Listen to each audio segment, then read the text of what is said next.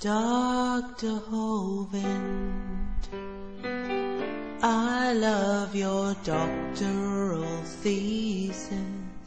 I've torn it to pieces with house and gaffle. I can't remember when I last pissed myself laughing.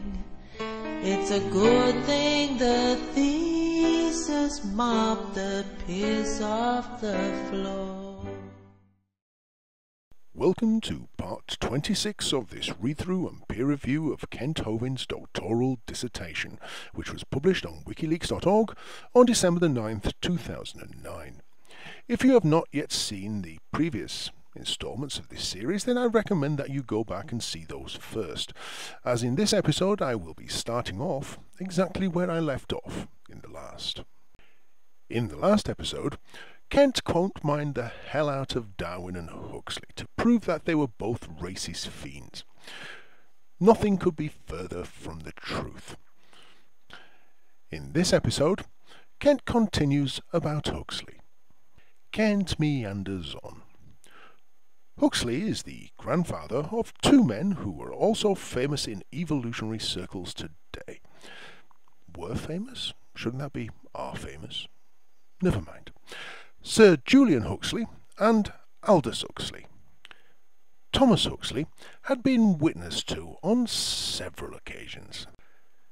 Yes, Kent, you're going about your business, you're doing your shopping, and then somebody comes up and asks you the time, and before you know it, they're launching into some diatribe about Jesus.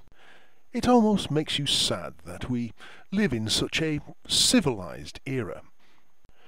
I mean, when this happened back in ancient Roman times, and one of these morons said, have you heard the good news? You could always reply, yes, I hear the lions are hungry. But that's just my opinion. I'm sure Huxley was an astute man, Kent, and therefore, regardless of how many times he was witness to, I'm sure he still thought it was bullshit. Anyhow, let's carry on. Here is one quote from the Encyclopedia of Illustrations. Hash, presumably page or illustration or number, 6230, entitled Huxley's Sunday Talk by J.B. Dengis. A friend of mine was once on a parliamentary commission with Professor T.H. Huxley. They happened to stay at a little country inn over Sunday. Huxley said to my friend, I suppose you are going to church this morning. I am. I always go to church. I know you do, said Huxley, but suppose this morning you sit down and talk with me about religion. Simple experimental religion. I will, said my friend, if you mean it. They sat down together, and my friend, out of a deep and rich experience, told him of the cross of Christ and pardoning love, and after 3 hours tears stood in Huxley's eyes, and he put out his hand and said, if only I could believe that, I would be willing to give my right hand. What do you call that but intellectual imprisonment? Kent, we are going to presume that, from the account, Huxley was indeed bored to tears. We are going to presume that Huxley sat for a full 3 hours and listened to the narrator's friend prattle on and on and on, providing absolutely no evidence for his fairy story whatsoever. I mean, Huxley's own words are very telling. The fact that he just couldn't bring himself to believe it. In very much the same way that no matter how compelling the story is and how much I want to, I can just not bring myself to believe that Harry Potter is real. And as for what I'd call it, well, for starters, a waste of 3 hours that Huxley will never have got back. And as for intellectual imprisonment, well, I'm sure somebody was intellectually imprisoned. But I'm sure the viewers and readers of your dissertation will agree it's not necessarily the person that you think it is. But we continue. The next individual on our journey through the history of evolution is Ernest Haeckel. He was born in 1834 and died in 1919. Ah yes, Ernst Haeckel. I wondered when you was going to bring him up. Let's hear what you have to say, eh, Kent? He was a German biologist and philosopher. He developed the biogenetic law, or the recapitulation theory. This theory teaches that the human embryo inside the mother's womb goes through the different stages of evolution, from fish to reptile to mammal to human. Kent, you may not want to believe this, but humans are mammals. Humans are primates, which is an order within a suborder, within a group, within a clade, of the class of vertebrates known as mammals. But then Kent goes on.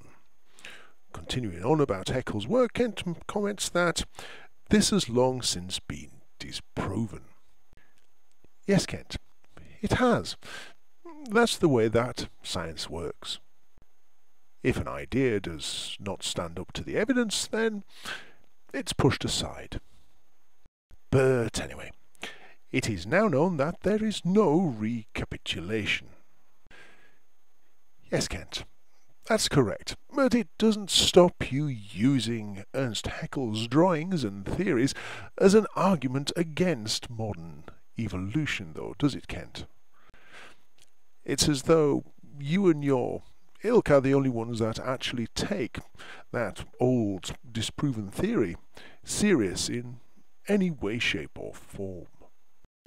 But anyway, Kent then goes on to make a wild, sweeping statement.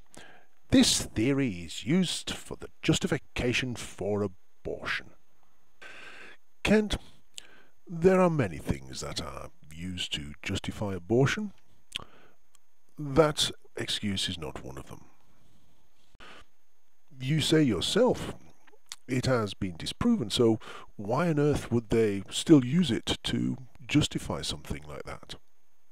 But anyway, Kent continues. The human embryo, the abortionists say, is not fully human yet, and it is okay to kill it because it hasn't yet reached the human stage.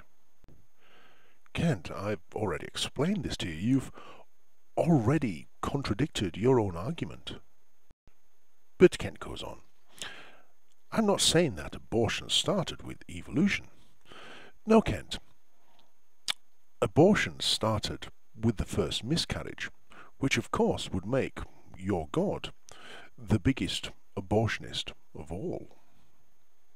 But hey, I'm saying that evolution does serve to give in the abortionist mind some scientific justification to abortion.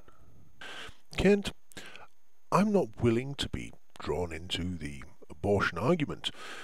Less to say, though, that there are some circumstances, ectopic pregnancy for instance, where abortion is actually essential to save the life of the mother. I will, however, make an observation. I am a man and will never have to choose whether or not to have an abortion. And the church and religion in general is generally run by men who will also never have to have that choice. They'll never have that dilemma. It won't be their life at risk. So I have to ask Kent, as one man to another, what scientific justification in your mind do you have for banning abortion?